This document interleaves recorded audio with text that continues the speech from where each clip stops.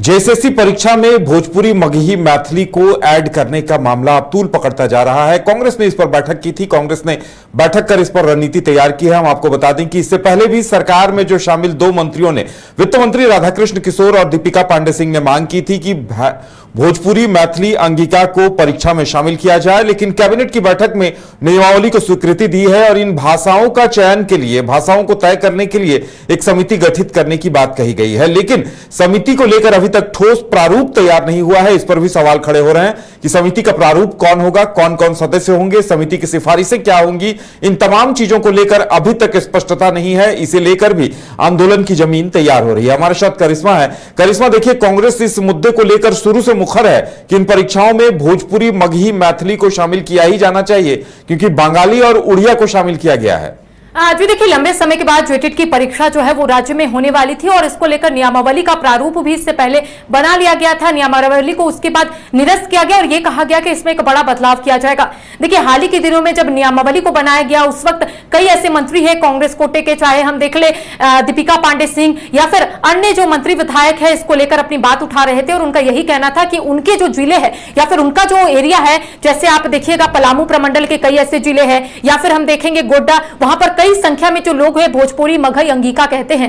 और यही वजह है कि दीपिका पांडे सिंह हो या फिर वित्त मंत्री राधाकृष्ण किशोर हो, दोनों ही मुख्यमंत्री हेमंत सोरेन से इस विषय को लेकर बातचीत किए थे और उनके तरफ से यह कहा गया था कि इन भोजपुरी, मगही, अंगिका को इस नियमावली में एड ऑन किया जाना चाहिए ताकि वहां के लोग जो है इससे वंचित ना हो सके। देखिए, अब यह कहा जा रहा है क्योंकि लगातार आपने देखा होगा इसको लेकर जो पलामू प्रमंडल के कई ऐसे जिले हैं जहां पर जो नेता विधायक है उनके तरफ से विरोध किया जा रहा है और उनका कहना है कि इस नियमावली में भोजपुरी, मगही, अंगिका को शामिल करना होगा। देखिए, साथ ही साथ हाल ही के दिनों में कैबिनेट की बैठक रखी गई थी और यह कहा गया था कि नियमावली में भोजपुरी, मगही, अंगिका को एड ऑन नहीं किया गया है। साथ ही मुख्यमंत्री हेमंत सोरेन ने स्पष्ट कहा है कि अगर इस भाषाओं को या फिर अन्य भाषाओं को इस नियमावली में एड ऑन करना है तो ऐसे में एक कमेटी का गठन किया जाएगा और यह कमेटी जो है एक रिपोर्ट सौंपेगी, उसके बाद इसमें बड़ा बदलाव किया जाएगा।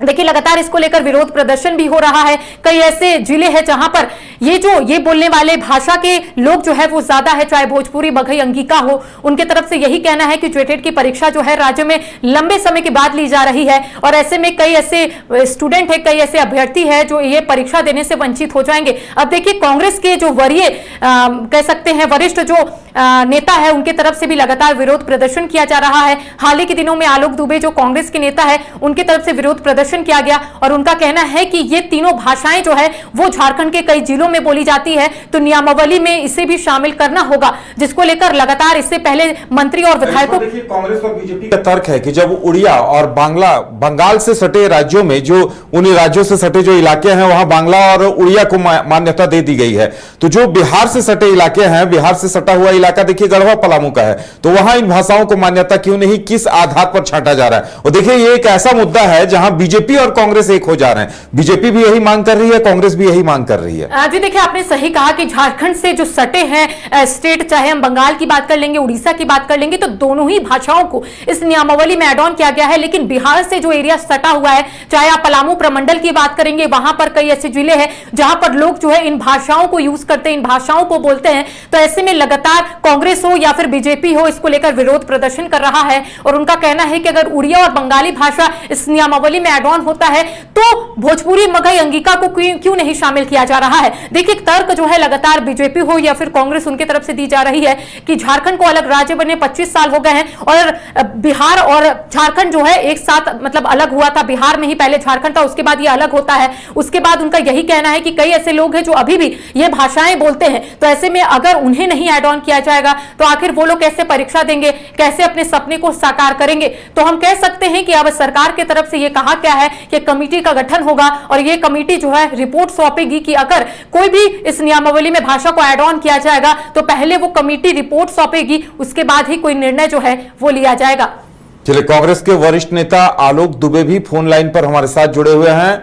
आलोक जी, आपका बहुत बहुत स्वागत है। आलोक जी, आप लोगों ने एक बैठक भी की थी अंगिका, मैथिली, भोजपुरी को लेकर, क्या कुछ निर्णय लिया गया उस बैठक में?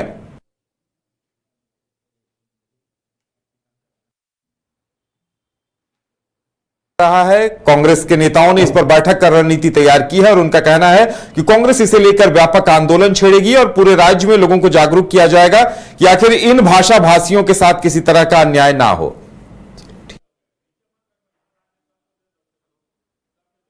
घर रहने का मकान भर नहीं, ये खुशियों की तिजोरी है। दरवाजे पर दस्तक देता पड़ोस, खिड़कियों से उमड़ आता आसमां, तारों में उलझी ऐसी ना जाने कितनी दास्तां। कहती हैं चले डायमंड सिटी, एक सफर हम सफर के साथ अपने घर तक। Diamond city, life long bonding, 500 से ज्यादा खुशहाल डायमंड परिवार। जल्दी करें, सिर्फ 200 फ्लैट बाकी। आज ही बुक करें अपना आशियाना।